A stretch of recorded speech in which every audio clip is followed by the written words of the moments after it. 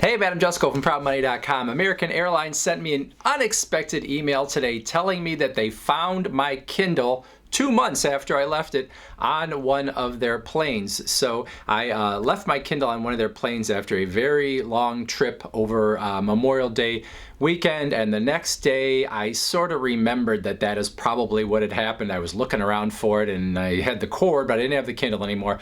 It was a pretty old Kindle and it was having a charging problem where I would put the connector in and it would like kind of charge sometimes, other times not charge. I'd have to hold the wire perfectly still. I'd have to kind of like baby the thing. Sometimes I'd go away, think it was charging, come back and find out that, that it had the slightest little bump and that it was no longer charging. So I finally just chalked it up to the fact that I've lost this Kindle. I'm never going to see it again. Going to American Airlines and trying to get this thing back is going to be a big runaround. And so I didn't do anything about it. I actually bought myself a new Kindle and said it was time to start over anyway.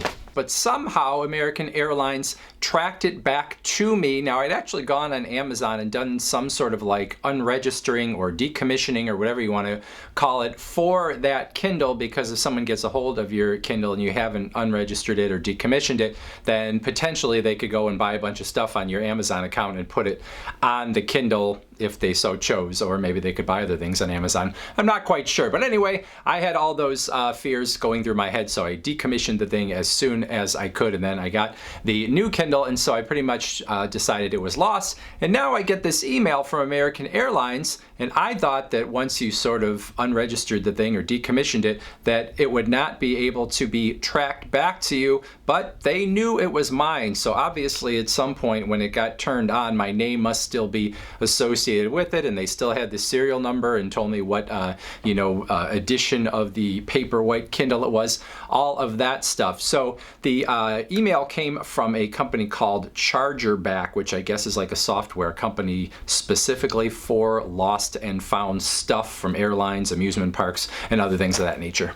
Anyway, when they find your stuff, they let you know that you can have it shipped back to you at your own expense, or you can just say, I don't want it anymore, and they do whatever they do with it. So I went through the process to have it shipped back to me because I'm like, I don't know, we'll see what it costs here. Even with that little charger problem, maybe it's worth it to do it. So I went through the process and they want to charge me $41 to get that Kindle back. I was a little surprised. I thought it would probably be a little bit less than that. The Kindle's not super heavy, but of course they've been carrying it in their Dallas warehouse for who knows how long, and they did actually find the thing and figure out who I was, so there's some legwork there as well. So I'm not complaining about the cost, and it's all my fault that I lost the Kindle. Still, I was a little surprised at 41 bucks.